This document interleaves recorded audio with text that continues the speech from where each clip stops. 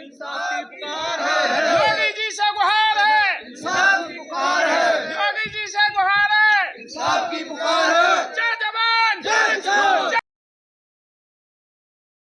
गौतम बुद्ध नगर के जेवर अंतर्राष्ट्रीय एयरपोर्ट के निर्माण के कारण विस्थापित हो रहे नगला जानू और कुरैम गांवों के ग्रामीणों ने एक पंचायत की। इस पंचायत में ग्रामीणों ने विस्थापन को लेकर अपनी नाराजगी जाहिर की। उन्होंने कहा कि वे विस्थापन में कोई बाधा नहीं डालना चाहते और न ही जेवर में बन रहे अंतर्राष्ट्रीय एयरपोर्ट के निर्माण में कोई अड़चन पैदा करना चाहते हैं। ग्रामीणों की मुख्य मांग है कि उन्हें उच्च दर पर मुआवजा दिया जाए। उन्होंने शासन प्रशासन से यह भी अनुरोध किया है कि वे उनकी पंचायत में आएं और उन्हें विस्थापन पैकेज में क्या क्या मिल रहा है उसे विस्तार से समझाएं। ग्रामीणों का कहना है कि उनकी समस्याओं को सुना जाए तभी वे विस्थापन होने देंगे।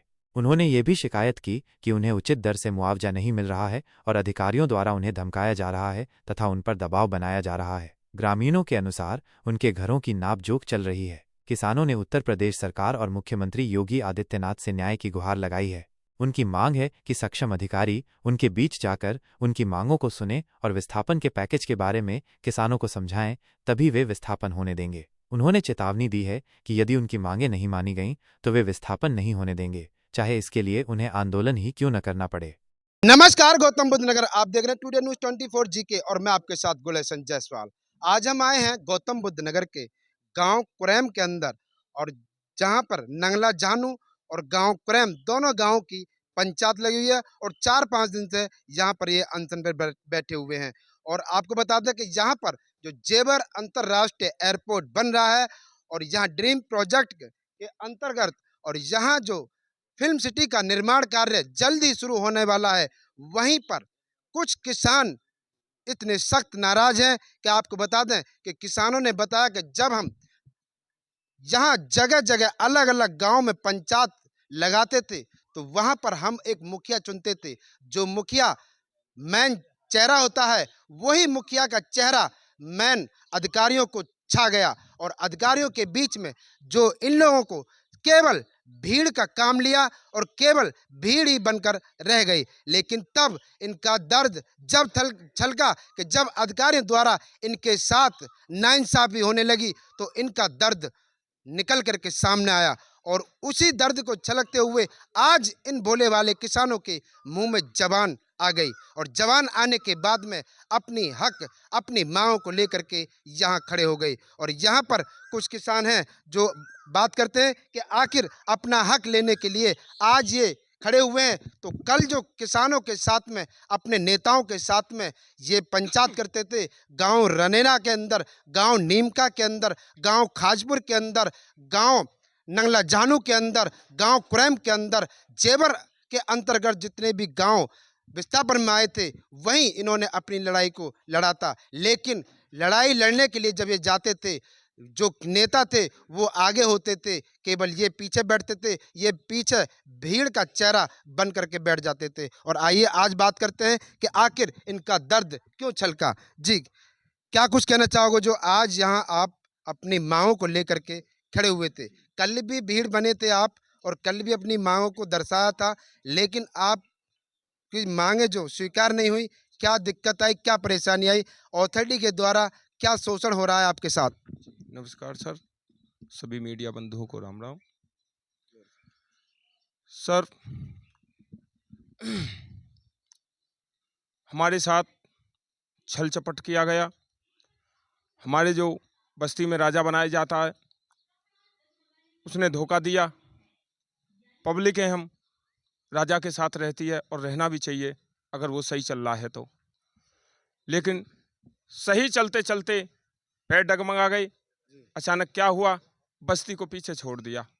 बस्ती का दर्द दर्द है, बस्ती अगर अपना दर्द बताती है बोले ठीक है हो जाएगा, ऐसा कुछ नहीं। आपके मुखिया ने बस्ती को पीछे क्यों छोड़ दिया? इसका कोई राज, क्या अधिकारियों के साथ उनकी कोई मिली भगत है, क्या है? जब हमारी जरूरत थी हमारा साथ लिया, अपना काम हो गया तो छोड़ दिया। कोई मिली भगत जरूर है जी। क्या मिली भगत है, कुछ बताओगे? मिली भगत उनके हुई बैठते हैं, हम जाते हैं वहाँ अपना काम कराने के लिए, कह देते हैं ठीक है हो जाएगा बाद में आना। क्या बताएं अब मिली भगत साहब। क्या आपका कहना है कि अधिकारी जो आते थे गांव के अंदर तो उन्हीं मुखियन के पास बैठते थे और वहीं से फॉर्मेलिटी पूरी करके ले जाते थे? जी, जहाँ वो वहीं बैठते थे, स्कूल पे आए ना, कोई सरकारी प्रॉपर्टी पे कहीं नहीं बैठे, कोई परेशानी नहीं थी बैठने में, पहले बैठे थे, फिर धीरे धीरे गाँव में घुस गए और किसी कमजोर बुजुर्ग को, कोई बूढ़े आदमी को किसी ने नहीं मिलने दिया। ये है जी। ऐसे कितने गांव हैं, कितने लोग हैं पीड़ित कि जो अभी तक उनका हक नहीं मिल पाया है? क्या कुछ कहना चाहोगे? अभी तो पहले चरण में ही रह रहे हैं, लेकिन हमारे ये 4-5 गांव उठ रहे हैं, नंगला झानू, नंगला हुकम सिंह, कुरैम, रनेहरा, ये गांव उठ रहे हैं। चारों गांवों में पंचायतें चल रही हैं।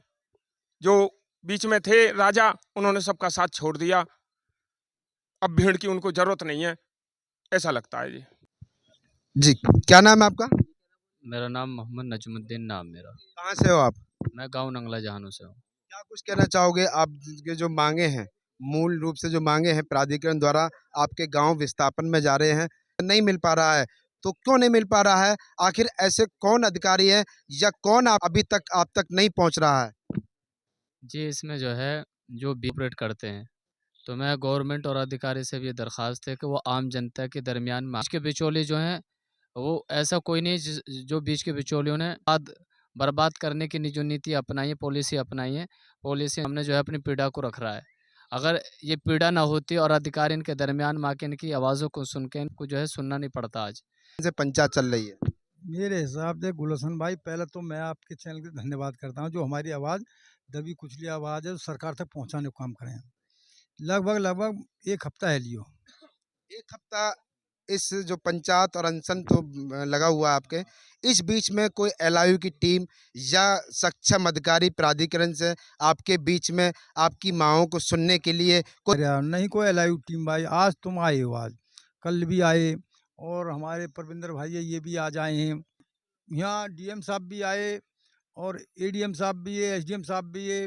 पब्लिक गुमराह करी तो मैं कहीं जाने की जरूरत भी करने की जरूरत नहीं है और पैसा पंचायत होती होगी आदित्यनाथ की सरकार ये कहती है कि सबका साथ सबका विकास, लेकिन यहाँ कुछ चेहरे ऐसे हैं कि केवल उन्हीं का ही विकास हो रहा है। और यहाँ पर जो योगी आदित्यनाथ जी से गुहार लगाई है, और योगी आदित्यनाथ जी का जो दरबार है से जाना जाता है, लेकिन आज इन भोले भाले किसानों ने न्याय की गुहार लगाई है। सीएम आदित्यनाथ जी, जो आप मीडिया बंधुओं को नमस्कार, सब भाई किसानों को नमस्कार। मेरी मुख्यमंत्री जी पे ही हमें विश्वास है, इन बीच के लोगों पे हमें विश्वास नहीं है।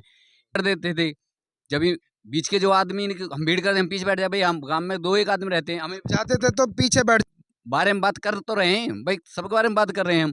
आज हमें जरूरत पड़ी, हमारा दर्द हुआ कुछ, हमने कही भाई जब तक हमारी स्कीम 2018 इन्होंने बताया कि जब भीड़ जाती है, जब पंचायत होती है, तो जो गांव के मुखिया फ्रंट पे छा गए, लेकिन यहाँ इनको मना कर दिया जाता है कि आपके हक की बात करेंगे, लेकिन इनको पीछे बैठा है, अंगूठा छाप है, लेकिन इनको बोलना भी नहीं आता है पंचायत के बीच में। लेकिन आज जब इनका दर्द छलका है तो इनके मुंह में अचानक जबान आ जाती है और अपने हक के लिए ये यहाँ। मैं तो यही कहता हूँ जी, हम मुख्यमंत्री जी से दोहार लगा रहे हैं बार बार, हमारे गरीब बच्चे रोड पे आ गए, हमारी सरकार ही नहीं आ रहा, हमारे जो बीच के मुखिया जो हमने बने वे नहीं आ रहे। अब जब वे बुलाते हम तुरंत चले जाते। आज हमारे बच्चे छोटे हैं, हमारे बच्चे के बारे में सोची जा, वे तो अपने के बारे में सोच रहे हैं, हमारे बारे में सोचा ही नहीं जा रहा। अधिकारी लोग धमकाते हैं, गांव वाले हैं बीच के, गांव के भी, गांव के भी क्या अधिकारी भी धमकाते हैं आपको? अधिकारी जब सुन नहीं रहे, धमकाने पहले आए थे, पहले धमकाए, हम नहीं माने। जब हम मुख्यमंत्री हुई थी पहले भी हमको पहले कह दी थी तुम्हारे सारे काम होंगे, अभी तक हम के क्या क्या मांगे हैं आपकी? हमारी मांग है, यही सबसे बड़ी मांग है, जो सरकार दे रही है हम उन्हीं मांगने लेने के लिए के काम में हमें किसी से कोई भी परेशानी ब्यादा डालने की कोई जरूरत नहीं, ना आड़े है। वे हक सीधा सीधा हमें हमारा मिल जाना चाहिए, जिस रास्ते से और गामन को दिया उन लोगों को उनका हक दिया था, ऐसा ही हमें मिल जाना चाहिए। इसलिए हम विरोध कर रहे हैं। सब विरोध क्या, हम रिक्वेस्ट कर रहे हैं मुख्यमंत्री से, दोहार लगा पूरी में हम बोला जा रहा है, जैसा दर्द होता है पेट में जब आदमी कराता, इसलिए हम करा रहे हैं। अब हमारे पेट में दर्द इतना हो रहा, हम पर बर्दाश्त नहीं हो रहा। हमारी मुख्यमंत्री से बार बार इधर उधर करे जाए। क्या आपके बीच कोई सक्षम अधिकारी के आकर के मुखिया के पीछे जब ये भीड़ चलती है, भोले भाले किसान चलते हैं, तो वहां पंचायत के अंदर एक आवाज होती है कि तुम्हारा भी हक हम लेकर रहेंगे। लेकिन इन लोगों का कहना है, इन किसानों का कहना है कि हमारा हक उन्होंने वाकई में ले लिया, लेकिन हमारा हक हम तक नहीं पहुंचा है। आखिर ये हक कौन ले रहा है? कौन है ऐसा बीच में कि जो इनके हक को मार से हो आप? मेरा नाम अजीत है, मैं कुरैम गांव से हूँ। मेरा कहने का जो आपने कहा वो मैं योगी जी को कहना चाहूँगा, आप वहीं बैठे बैठे आप अपने सिस्टम में दिखवाएं कि जो पैसा मिला है चाहे वो उन लोगों का बैकग्राउंड देखा जाए। सबसे पहली फाइल उसको मिली है जो गांव का सबसे सक्षम आदमी है। मिलना होना ये चाहिए था कि जो सबसे बैकग्राउंड में, घर का मुखिया हूँ तो मैं पहले अपने बच्चों को खिलाऊंगा, अपनी मम्मी को खिलाऊंगा, पापा को खिलाऊंगा, बाद में नहीं रखा होता। किसी अधिकारी से निकलवा के देखें, सबसे पहले अगर किसी का काम हुआ है आदमी का हुआ है। इससे बड़ा सबूत उनको वहाँ बैठे ही मिल जाएगा। इससे हमें कोई सबूत देने की जरूरत नहीं। हक नहीं मारा जाएगा, किसी के साथ छल कपट नहीं होगा। तो आज भी हमें भरोसा है, कल भी था। कहा जाए तो यही है कि बुजुर्गों को पता ही नहीं है कि अम्मा तुम्हारा पैसा घर आ जाएगा, आप नहीं होगा।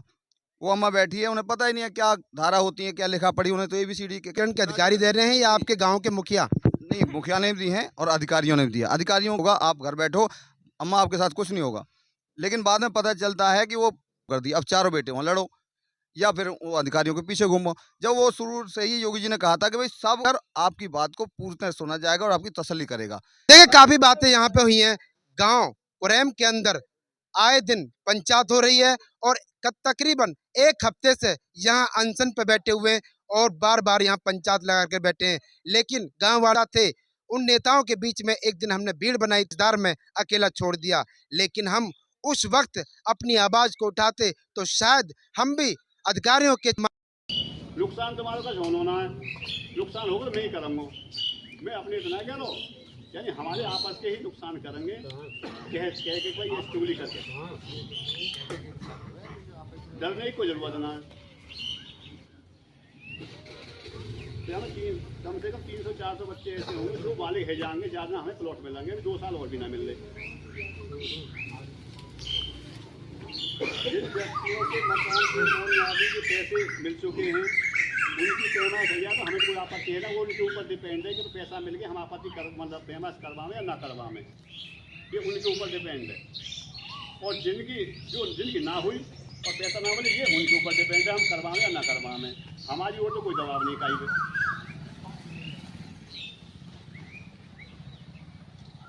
और भैया ये हम लिखिए बात हमारे पप्पू भाई ने कही है, बात तो तुम कह रहे हो कि हम सब सहमत है भाई, सब सहमत ही हो ना। दूसरी बात हमारे डॉक्टर साहब ने कही है जिम्मेदार बैठे हो पीछे, तुम बताओ या मैं तुम सब जिम्मेदार हो या मैं अकेला जिम्मेदार हूँ या हमारे चाचा जिम्मेदार हूँ, बताओ। सुनो मेरी बात, चाचा मिनट सुनो, मैं वैसे ना करो, मैं वैसे समझो, अपने ऊपर मत लो, अपने ऊपर मत लो। मेरा कहने का मतलब ये है कि हम यहाँ जितने भी बैठे हैं और जितने भी घर हैं अपने, या दोनों बस्ती में कोई इतने आदमी आज यहाँ बैठे हैं, समझो तुम्हें बात। ये जो दोनों बस्ती है हमारी, हमें कोई इतने आदमी इतने यहाँ बैठे हैं। लेकिन चलो जब भी मैं कह रहा हूँ शुक्र है कितने आगे, अगर मजबूत रहोगे तो ये भी तुम कम ना हो, और मजबूत रहे तो 2 आदमी कम ना हो। ये गवर्नमेंट कोई एहसान में तुम्हें पैसा ना देगी, ना कोई एहसान में तुम्हें स्कीम देगी। लोगे तो उस दिन जिस दिन घर फोड़ोगे। अभी तो पैसा आ रहा है, पैसा गर्मी में है, मैं हूँ या तुम, समझ रहे हो ना। तो रही बात जिम्मेवारी की, जिम्मेवारी को लेके बड़े बूढ़े तक कोई किसी जिम्मेवार मत बनो, जिम्मेवार खुद से। और मेरी बात सुनो, नेता बने हैं पब्लिक के पीछे, अगर तुम एक आदमी के पीछे दोनों बस्ती लग जावे तो वही आदमी आसमान में बैठा दोगे। तुम है तुम्हारे सबके पीछे कोई एक